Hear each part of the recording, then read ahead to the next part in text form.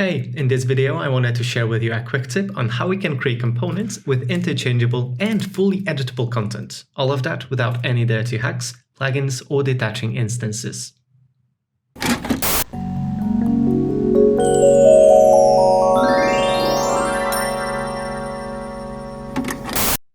Hello and welcome to the fun of iterating with Figma. My name is Adam, and in this series of short videos I'd like to share with you some of my personal favorite practices for working with Figma that would let us iterate faster, but I guess you could also say that this way of working would be more aligned with how we can expect our designs to be typically later recreated in code.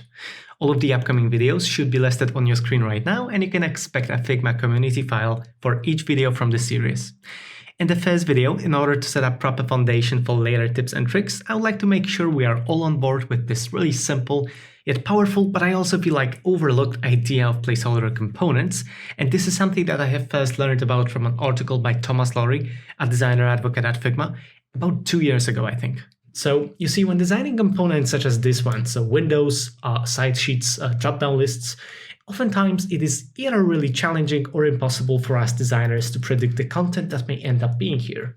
And the reason why this is so important is because when working with component instances in Figma, such as this one, we cannot really edit layers inside of them, right? So if I were to, let's say, add a new heading over here, or add new paragraphs, or rearrange the elements inside, that really isn't possible without me detaching this component first.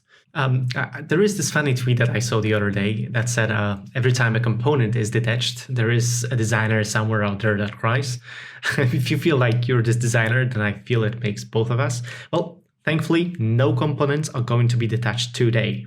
So what is the solution here? Well, the solution is to basically admit that we as designers cannot really predict the future and stop trying on creating a content that will work most of the time.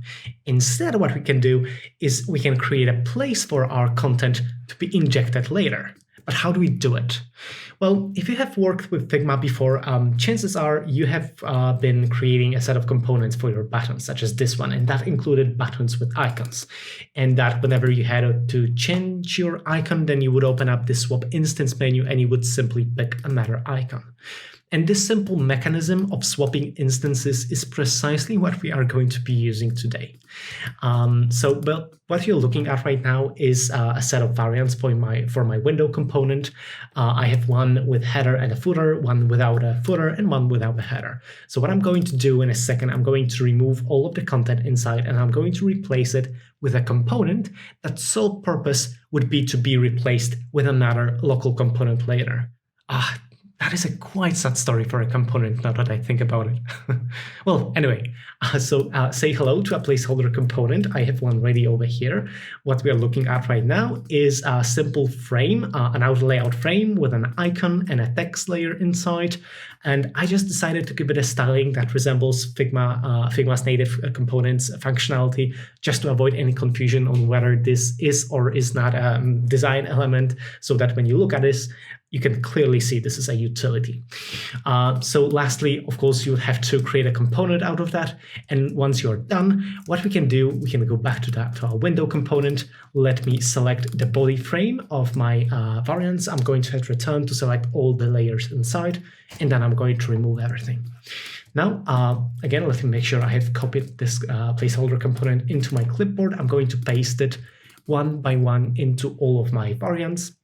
And lastly, but this is a pretty important step, I'm going to select all of my placeholder components, and I'm going to make sure that horizontal constraints are set to fill container. So let's go back to our window component instance. You can see it is all nicely updated, so we are ready to go. What I have over here is a sample content that I would like to try out, and let's start with this really simple form. So in order for me to have that form being presented over here without detaching anything, would be to first create a component out of that form frame. So let me click this button over here, and now that I have this form as what I like to think about as a local component, let me go back to the placeholder, make sure it is selected in your layers panel, and then look over here in the swap instance menu. Let's open it up. Let's find the form component. And after selecting this, you can see you have this form component inside. So let's take a quick pause here to analyze what is going on. So what we have here is a component nested inside of other component. You have total freedom and control over the content of your form, and at the same time, you have preserved the connection with your main window component. So it means that, for example, if I were to change my mind about inner paddings of the window section to be twice as large, it means I can do so without breaking connections with anything. So that is pretty neat. I think you will agree. And well, perhaps let's take a look at the fact that within my form, I already have some buttons included. So it means I probably won't need to have a footer inside of my window component. So using variants, I'm going to disable it. And you can see as I am doing so, the override of the component is being preserved, which is another nice thing because I don't have to waste time swapping this instance over and over again with each change in these variants. So lastly, let me try this out with another example. So similarly as with the form, I'm going to make sure this is turned into a local component. But this time, instead of using a swap instance menu, I'm going to go into the assets panel and holding down Command and Control keys on my keyboard, I'm just going to drag this layer, this component, and release it over the placeholder. And you can see it all works nicely. For this simple prompt message, I think I'm not going to need to have this header over here. And perhaps changing these inner paddings wasn't that good idea after all. So let me go back to having 24 pixels. Okay, so lastly, a couple of things worth pointing out when working with placeholder components. The first thing would be the name of your placeholder component, which is something that is good to be aware of because this is something you will be exposed to whenever you're going to use the swap instance menu. So you might want to use this opportunity to create a name that will basically encourage your fellow designers to take some action over here. And right underneath the name of your placeholder component, you can use this space to provide a brief explanation on what a placeholder component idea is. So, and you can use a component description for that. You can also rename or override the name of your placeholder component, and this is something I tend to do quite often, to be something really generic, and you can see why in a second. So let me do this to all of my variants really quickly here. And let's go back to the instance of my window component. It is not updated just yet.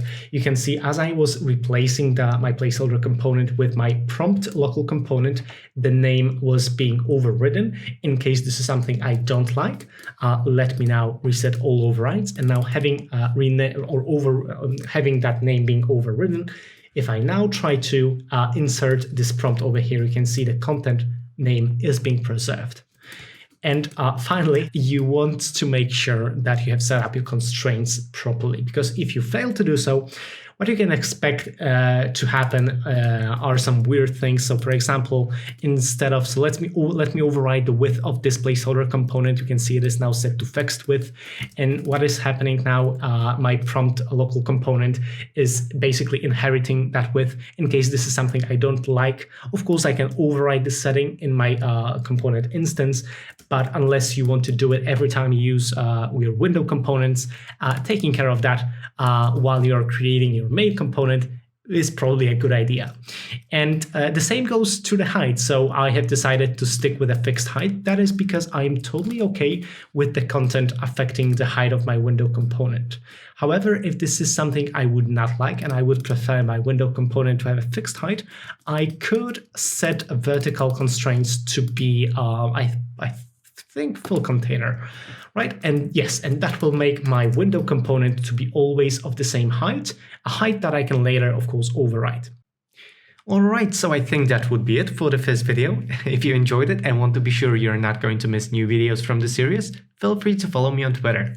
In the meantime, I would like to wish you all the best, take care of yourself, and happy iterating.